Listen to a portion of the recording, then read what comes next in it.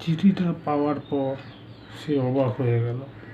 খবরটা কানে যেতে লাফিয়ে উঠল কমল। এই প্রথম দিদি তাকে ভাইফোঁটা দেওয়ার জন্য চিঠি পাঠিয়েছে। সুতরাং সে নাছোড়বান্দা হয়ে উঠল। হরিসাধন বললে, পরশুদিন ভাইফোঁটা। চিঠিটা এমন হাতে হাতে এসে পৌঁছেছে যে সময় একেবারেই নেই। যেতে গেলে কাল সকালেই রওনা হতে হবে, তবে সে পরশুদিন বিকেলে ওখানে গিয়ে পৌঁছবে। যাই হোক গে, যা হওয়ার হবে। মেয়েটির তো খোঁজ খবর পাওয়া যাবে। পরদিন সকাল 10টা নাগাদ কমল একটা ব্যাগের মধ্যে নিজের প্রয়োজনীয় জিনিসপত্র সব গুছিয়ে নিয়ে শুধু যাবার গাড়ি ভাড়া নিয়ে সে রওনা দিল। সে জানে আসার সময় গাড়ি ভাড়া তার বড়লোক দিদি নিশ্চয়ই দিয়ে দেবে। বাড়ি থেকে বেরিয়ে সে স্টেশনে এসে হাজির হলো। তারপর টিকিট কেটে ট্রেনে চেপে বসল। সারাদিন সারারাত ট্রেন জার্নি করার পর সে গিয়ে গন্তব্যে পৌঁছল। সে দিদির বাড়িতে এসে পৌঁছল। তখন প্রায় সন্ধে। সে দেখল তার দিদির বাড়িটা বিশাল না হলেও ছিমছাম সাজানো গোছানো একটা দোতলা বাড়ি। দেশ গ্রামে পয়সাই থাক না কেন, চোর ডাকাতের চোখে ধুলো দিতে তারা সাধারণভাবেই থাকে। ভাইকে দেখে দিদি সুলতা খুশি হয়ে তাকে ভিতরে নিয়ে গেল। কমল দিদির পা ছুঁয়ে প্রণাম করল। দিদি বললে, থাক থাক ভাই, তুই বেঁচে থাক, বড় হ। কমল লক্ষ্য করল অনেক দিন পর ভাইকে কাছে পেয়ে দিদির যতটা আনন্দ হওয়ার কথা সেটা দেখা গেল না। কণ্ঠস্বর কেমন যেন বদলে গেছে, অনেকটা খনা খনা মতো লাগছিল। চোখ দুটো যেন অস্বাভাবিক রকম দেখাচ্ছিল। কিন্তু কিছু বোঝা ওঠার আগে সামান্য 2-4 কথা বলে দিদি গেল ভাইয়ের জন্য জল খাওয়ারের ব্যবস্থা করতে। কাল থেকে এ পর্যন্ত প্রায় 2 দিন গাড়ি ঘোড়া চেপে এসছে সে প্রচণ্ড ক্লান্ত। কয়েক মুহূর্তের মধ্যেই গরম গরম লুচি, তরকারি, পায়েস, মিষ্টি প্রভৃতি তার সামনে এসে হাজির হল। দিদি আসন পেতে তাকে খেতে দিল। আশ্চর্য হয়ে গেল কমল, এই যেন সব হাতের কাছে তৈরি ছিল। খেতে দিয়ে দিদি বললে, বড় অসময়ে এলি ভাই। অবাক হয়ে কমল জিজ্ঞেস করলো, কেন অসময় কেন? দিদি আমতা আমতা করে বলল, না মানে এলি যদি তো একদিন আগেই আসতে পারতিস। একেবারে দিনের দিন সন্ধ্যাবেলা এলি। এখন কি আর কেউ কাউকে ভাইফোঁটা দেয়? কমল বললে, কি আর করব, এর আগে কখনো তো তুই ভাইফোঁটা আমাকে দিসনিস। তাছাড়া তোর চিঠি পেয়ে আমি তৎক্ষণাৎই এখানে আসলাম। তখন হাতে আর সময় ছিল না। যাই গিয়ে, যা হওয়ার হয়েছে। এই প্রথম যখন আমার বাড়িতে ভাইফোঁটা নিতে এসছিস, তখন আমি তোকে এই সন্ধ্যাবেলাতেই ফোঁটা দেবো। এই বলে দিদি পরপর 3বার ফোঁটা দিয়ে বলল, ভাইয়ের কপালে দিলাম ফোঁটা, জমদুয়ারে পড়ল কাটা। ভাইয়ের কপালে দিলাম ফোঁটা, জমদুয়ারে পড়ল কাটা। ভাইয়ের কপালে দিলাম ফোঁটা, জমদুয়ারে পড়ল কাটা। দিদির ফোঁটা দেওয়া শেষ হলে কমল আরও একবার দিদির পা ছুঁয়ে প্রণাম করল।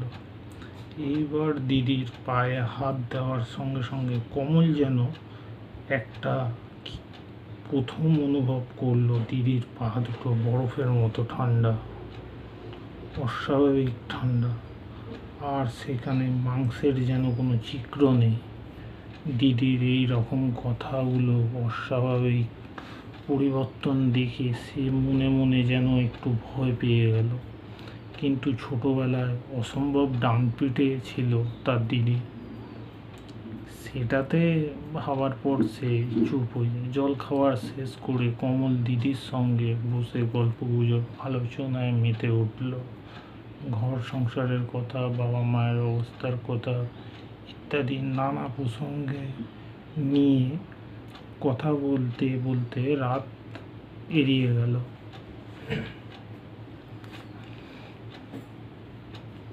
এই সময় কমলের মনে পড়ে গেল জামাইবাবুর কথা। সে দিদিকে জিজ্ঞেস করলো, দিদি এত রাত হয়ে গেল, জামাইবাবুকে তো দেখতে পাচ্ছি না, এখনো কি সে ব্যবসা নিয়ে পড়ে আছে? জামাইবাবুর কথা বলতেই দিদির চোখ দুটো যেন দপ করে জ্বলে উঠল। কমলের নজর সেটা এড়ালো না। দিদি নিজেকে সামলে নিয়ে বললে, তোর জামাইবাবু বাইরে গেছে, সেখানে মহাজনের বাড়িতে তাগাদা দিতে গেছে, তুই বরং একটু অপেক্ষা কর, রাত অনেক হলো, এবার আমি রাতের খাবার জোগাড় করি। এই বলে দিদি তাড়াতাড়ি সেখান থেকে চলে গেল। দিদি ঘর থেকে বেরিয়ে যাওয়ার পর কমল একা কি আর করবে। ঘরের একদিকে পাতা খাটের ওপর সে লম্বা হয়ে শুয়ে অপেক্ষা করতে লাগলো তার দিদি ফিরে আসা পর্যন্ত। ঘরের মধ্যে একটা লণ্ঠন জ্বলছিল, তার টিমটিম আলো ঘরের চারদিকে দেখতে দেখতে কমলের হঠাৎ যেন মনে হলো, কি বীভৎস এই ঘরটা। বুকের ভেতরটা কেমন যেন দুরু দুরু করে উঠল। এই সময় তার দৃষ্টি গিয়ে পড়ল দেওয়ালের টানানো তার জামাইবাবুর ছবিটার দিকে। বিছানা থেকে উঠে ছবিটার দিকে এগিয়ে গেল। মনে হলো ছবিটা যেন জীবন্ত হয়ে তার দিকে তাকিয়ে আছে। তারপরেই আবার তার মনে হলো ছবিটার ভেতর থেকে তার জামাইবাবুর দুটো শীর্ণকায় লম্বা হাত যেন তার দিকেই ধীরে ধীরে এগিয়ে আসছে। এই দৃশ্য দেখে তার বুকের ভেতরটা শুকিয়ে গেল, কান দুটো গরম হয়ে উঠল, আর কপালে জমে উঠল বিন্দু বিন্দু ঘাম। কয়েকটা মুহূর্ত মাত্র, তারপরেই সে ছুটে বেরিয়ে এলো ঘরের ভেতর থেকে। সামনেই দেখতে পেল তার দিদি খাবারের থালা হাতে নিয়ে ঘরের দিকেই আসছে। কমলকে ওইভাবেই বেরিয়ে আসতে দেখে দিদি বললে, কি রে, কি হলো? দিদি সামনে দেখতে পেয়ে কমল নিজেকে একটু সামলে নিল, তারপর আসল কথাটা চেপে গিয়ে বলল, ও না, কিছু না, বড্ড গরম লাগছিল রে ভাই। এই বলে দিদি আর কথা না বাড়িয়ে ঘরের সামনের দাওয়ার জল আর আসন পেতে ভাইকে খেতে দিল। কমল দেখলো গরম গরম ভাত, রুই মাছের মাথা দিয়ে মুড়ি ঘণ্ট, চিংড়ি মাছের মালাইকারি, মাংস, পায়েস, দই, সন্দেশ, রসগোল্লা, চাটনি ইত্যাদি কত সব কিছু। এরকম দেখে তার তো চক্ষু চরম গাছে, কোনোদিন চোখেই দেখেনি, খাওয়া তো দূরের কথা। এসব লোভনীয় খাবার দেখে কমলের ভয় ভ্রান্তি কোথায় যেন পালিয়ে গেল, জিভে জল এসে গেল তার। কোনোদিন না তাকিয়ে খেতে বসলো কমল। খাওয়া শেষ হলে এতক্ষণে কমলের খেয়াল হলো, এত রাতে এইটুকু সময়ের মধ্যে আর এই অজপাড়া গায়ে দিদি এত সব আয়োজন করলো কেমন করে? তাছাড়া দিদির বা খাবে কখন? দিদিকে তো খেতে দেখা গেল না।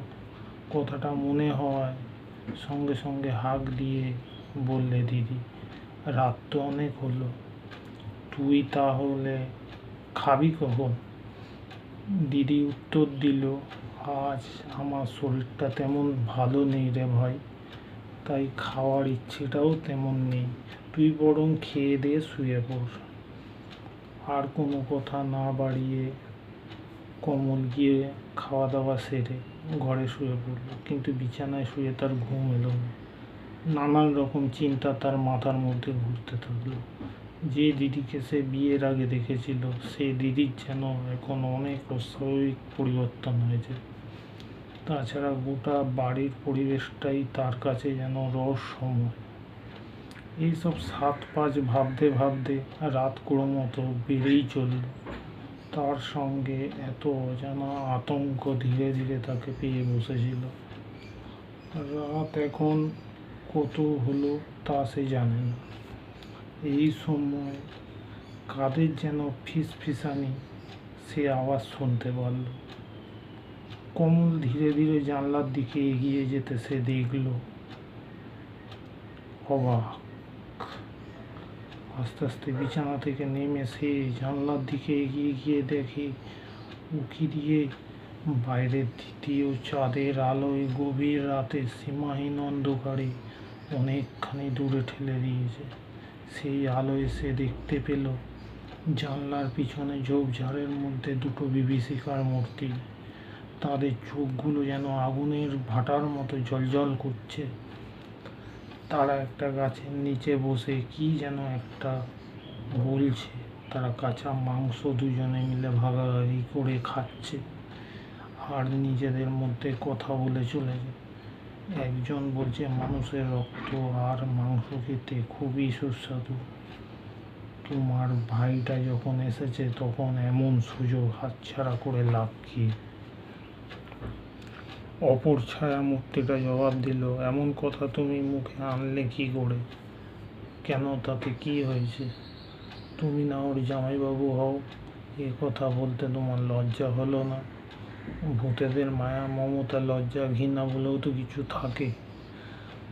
মানুষের রক্ত আর মাংস খেয়ে দেখনি তো? খেলে আর এমন কথা বলতে পারতে না। থাক, আমার আর খাওয়া দরকার নেই। আমার একমাত্র ভাই এই প্রথম সে দিদির বাড়িতে এসেছে ভাইফোঁটা নিতে। আমি ফোঁটা দিয়ে তার দীর্ঘায়ু কামনা করি। আর তুমি কি না বলো তার মাংস খাবে? আগুন লাগুক তোমার অমন নেশায়, আমি তা কিছুতেই হতে দেব না। এই বলে সেই মূর্তিটা সেখান থেকে উধাও হয়ে গেল। ব্যাপার দেখে কমলের সারা শরীর হিম হয়ে গেল, গায়ে রক্ত যেন জল হয়ে গেল তার। সে বুঝতে পারল দুজন ছায়া মূর্তির মধ্যে একজন তার দিদি, অপরজন তার জামাইবাবু। তবে কি তারা বেছে নেই? দুজনেই মৃত। এতক্ষণে কমল বুঝতে পারল তার দিদির অস্বাভাবিক পরিবর্তন আর তার রহস্যময় ভুতুড়ে মনে হবার কারণটা কি। কথাগুলো ভাবতে গিয়ে সারা পৃথিবীটা যেন তার চোখের সামনে দুলে উঠল। ভূতেদের বিশ্বাস কি? তার দিদি তাকে বাঁচাবার চেষ্টা করলেও কোনো ছুতোয় তার জামাইবাবুই হয়তো তার টুটি কামড়ে রক্ত চুষে খেয়ে তাকে মেরে ফেলবে। বুকের ভেতরে তার বোধহয় একটা প্রচণ্ড ভূমিকম্প শুরু হয়ে গেল। সঙ্গে সঙ্গে মাথাটা তার বনবন করে ঘুরে উঠল।